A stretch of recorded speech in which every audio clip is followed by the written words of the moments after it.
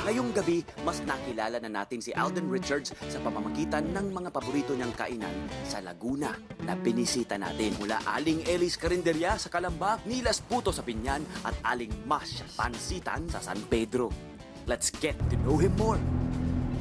Alright, thank you for inviting me to Laguna. Thank you rin kay Tony Pet for giving us the chance to showcase what we have here in terms of food. Na mo ngayon naman naka-Lux bus pa talaga. Of course, thank you.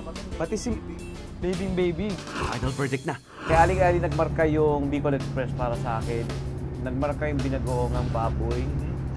And malaking commentary yan kung halimbawa sa pagbalik mo doon sa mga nakain mo, itong nagdaang mga oras, tapos naalala mo agad yung kinain mo, ibig sabihin yun, masarap yun. Siguro yun din ang the reason why binabalikan siya ng mga customers kasi never nagbago yung treatment sa pagkain.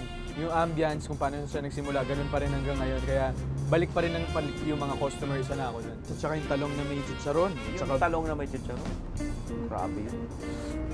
Talaga naman. Aling Eli, pop na pop. Pop na pop si Aling Okay. Eli. Yung puto, oo naman yung puto. Puto, grabe. As in, ako, kay Tony Pet, most of the time talaga bili lang ako ng bili niyang puto na yan. Hindi ko talaga na-experience. Yung first time ko na-experience kung paano siya ginawa.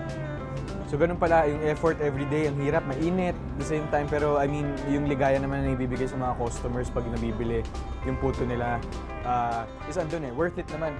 My God, how nice, di ba, for Laguna to be known not just for their fiestas, their festivals, their quesong puti, but also for their food, their puto, di ba? Yung pansit, yung sa San Pedro na pansit, itong kay Masang. Okay. Very adventurous, pero masarap. Gusto ko siya, pop na pop sa akin yung kay Masang. Ako naman, kay Masyang, na-appreciate ko na yung nakasanayan mo na pansit, bihon, all Hindi ka these na-twist. years, di ba, meron pang different spin on it. Pansit namin ketchup, sa Umarte. Sarap, di ba? Tanggapin mo. Ganun lang siya Kung papipiliin ka sa tatlo, ano yun? Nilas Puto, pop na pop sa akin. Ano, yung kay Anna Ellis. Ali. Ikaw naman, Kuya Tony Pet. Sa'yo, anong, saan sa tatlong napuntahan natin ang talaga namang nagmarka at masasabi mong pop na pop? Kalamba! Pop na pop ka dahil kay Ali Ellis. Gusto ko para makilala ng mga fans mo. Pansit o spaghetti? Spaghetti. Toyo o patis? Toyo. Adobo o menudo? Adobo! Ito. Luis or Marian? Oh! Hirap!